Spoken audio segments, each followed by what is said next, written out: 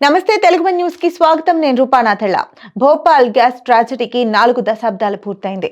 ఆ విషాదం నుంచి ప్రభుత్వాలు గుణపాఠాలు నేర్చుకున్న దాఖలాలు ఇసుమంతైనా కనిపించడం లేదు. స్వేచ్ఛ వాణిజ్యం పేరుతో విదేశీ కంపెనీలతో ఒప్పందాలు చేసుకోవడమే కాకుండా వాటికి రెడ్ కార్పెట్ పరుస్తూ పర్యావరణం, ప్రజారోగ్యం విషయంలో జాగ్రత్తకు తిలోదకాలిచ్చేస్తున్నాయి.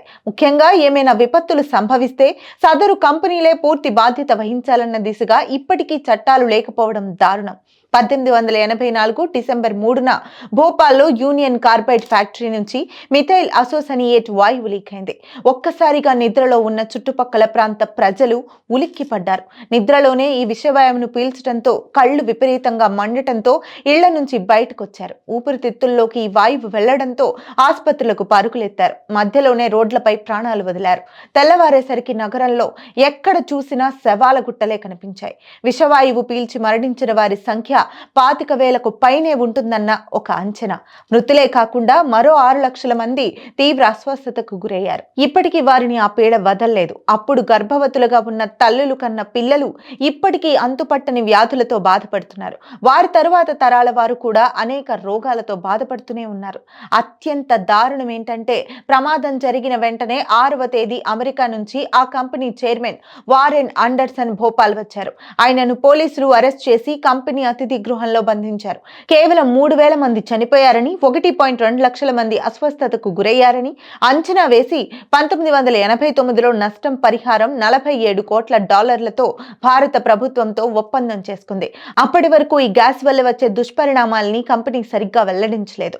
ఆ ఆండర్సన్ వెంటనే స్వదేశానికి తిరిగి వెళ్లేలా అమెరికా ప్రభుత్వం అప్పటి ప్రధాని రాజీవ్ గాంధీపై ఒత్తిడి తీసుకొచ్చింది. దీంతో కేవలం నామమాత్రపు పూచీకత్తుపై బెయిల్ తీసుకుని ఆండర్సన్ విమానంలో అమెరికా వెళ్లిపోయాడు. పరిహారం నామమాత్రమే ముట్టడంతో బాధితులు కోర్టులు, అంతర్జాతీయ సంస్థల చుట్టూ తిరిగినా ప్రయోజనం కలగలేదు. ఆండర్సన్ భారత్ వైపు తిరిగి చూడలేదు. కంపెనీ నష్టపరిహారం ఒప్పందం మించి ₹1 కూడా ఇవ్వలేదు. కేంద్ర, రాష్ట్ర ప్రభుత్వాలు బాధితులకు న్యాయం చేయడంలో విఫలమయ్యాయి. ఆ కర్మాగారం మూతపడినా చుట్టుపక్కల ప్రాంతాలు ఇప్పటికీ కాలుష్యాన్ని వెదజల్లుతూనే ఉన్నాయి. నిజానికి మిథైల్ అసోసనియేట్ వాయువు సైనైడ్ అంత ప్రమాదమని అనంతర పరిశోధనల్లో తేలింది. ఈ ప్రమాదం అనంతరం జన్మించిన అనేక మంది పిల్లలు వికలాంగులుగా పుట్టారు. శిశు మరణాల రేటు భూపాల్లో ఇప్పటికీ అధికంగానే ఉంది.